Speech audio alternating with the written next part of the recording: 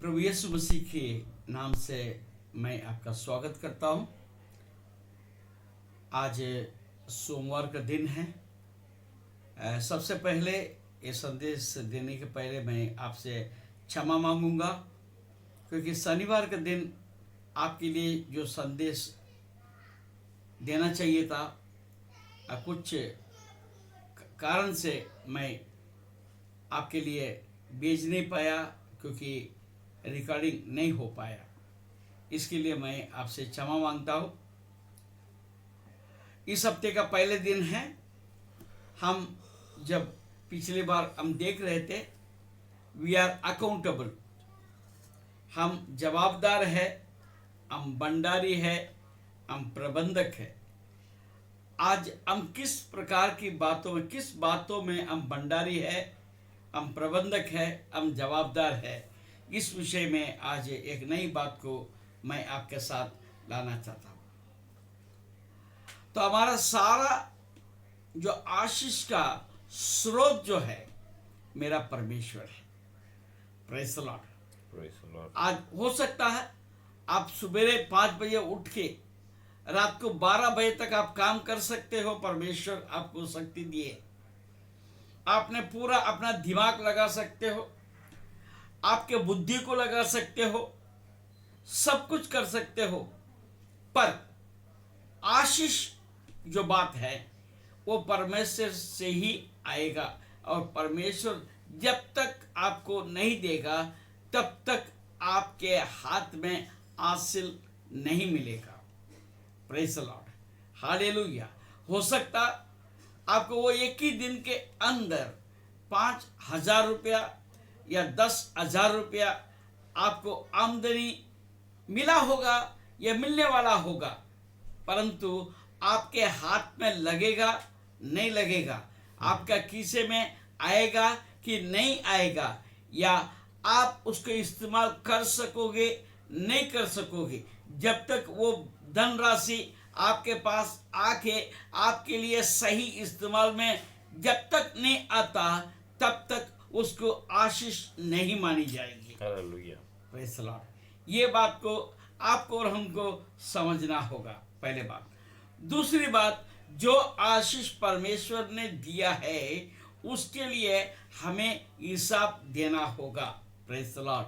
हम किस तरीके से हम इस्तेमाल करते हैं। देखिए,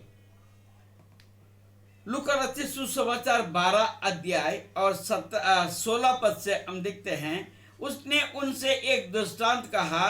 किसी धनवान की भूमि में बड़ी उपज हुई। देखिए, भूमि में बड़ी उपज हुई, तब वो अपने मन में विचार करने लगा, मैं क्या करूं, क्योंकि मेरे यहाँ जगह नहीं जहां अपनी उपज इत्यादि रखूं। और उसने कहा, मैं ये करूंगा, मैं अपनी बकरियां तोड़कर उनसे बड़ी बनाऊंगा और वहां अपना सब अन्न और संपत्ति रखूंगा, और अपने प्राण से कहूंगा कि प्राण, तेरे पास बहुत वर्षों के लिए बहुत संपत्ति रखी है, चैन कर, खा पी, सुख से रहे। परंतु परमेश्वर ने उससे कहा, हे मूर्ख, इसी रात तेरा प्राण तुझसे ले लिया जाएगा, तब जो कुछ तूने इकट्ठा किया है वो किसका होगा। Simple, it is very simple, बहुत सिंपल बात है। परमेश्वर ने आपको आशीष दिया है, या आपका पास बड़ा एक आमदनी मिला है, वो आपके इस्तेमाल में जब तक नहीं आता तब तक वो आपके लिए आशीष नहीं है। Praise the Lord. अब जो आशीष मिला है उसको कैसे इस्तेमाल किया करें। Praise the Lord. परमेश्वर का वचन कहता है, दो तो दिया जाएगा। आमीन। जिस नाप से तो नापोगे उसी नाप से आपको भी नापा जाएगा। Praise the Lord. परमेश्वर जो आपको आशीष दिया है, केवल आप अपने घर ये इस्तेमाल के लिए नहीं है, परंतु परमेश्वर के इच्छा के अनुसार आप औरों को भी एक उपयोगी ठहरे, ऐसा होने की जरूरत है। देखिए परमेश्वर का वचन क्या कहता है। देखिए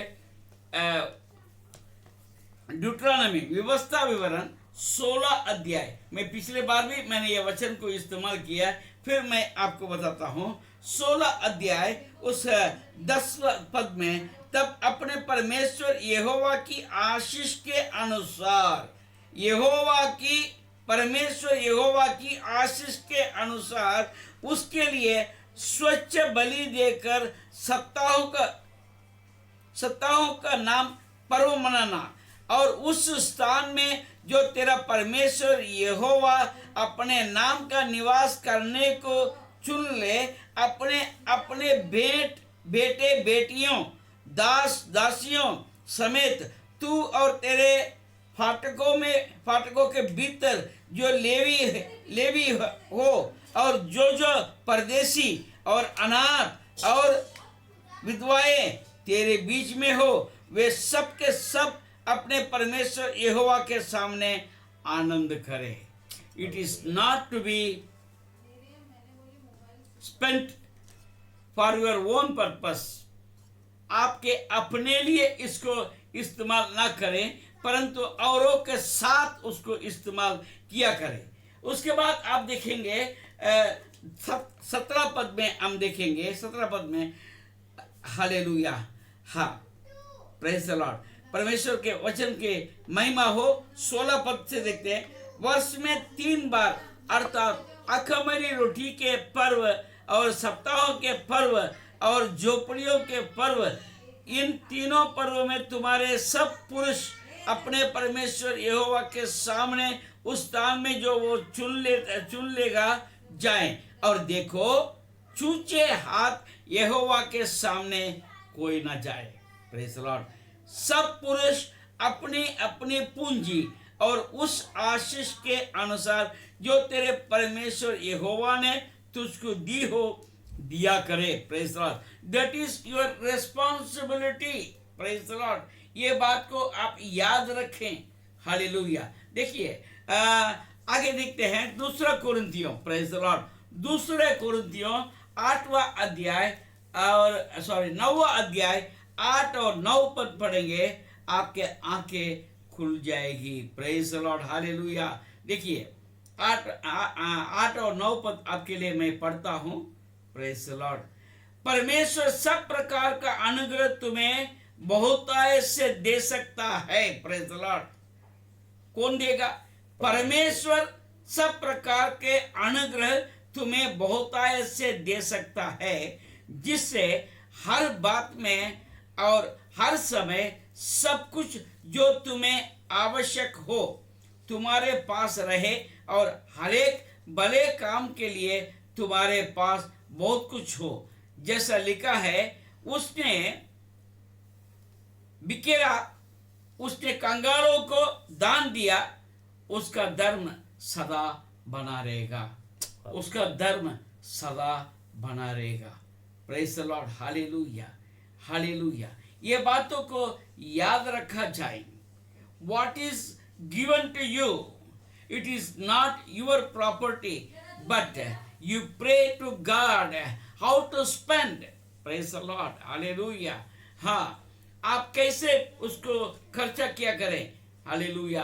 अपने अपने मर्जी से खर्चा करने के लिए ये आशीष नहीं है। Praise the Lord. आप औरों को भी मदद किया करें, और खास करके आपके कलीसिया में आपका भाग कैसा है, ये बात को आप देखा करें। We are answerable, we are accountable. Hallelujah. ये हमारा जवाबदारी है। Praise the Lord. ये जो संपत्ति आपको मिला है, जो धन मिला है, ये आपका नहीं है, ये परमेश्वर का दिया हुआ है।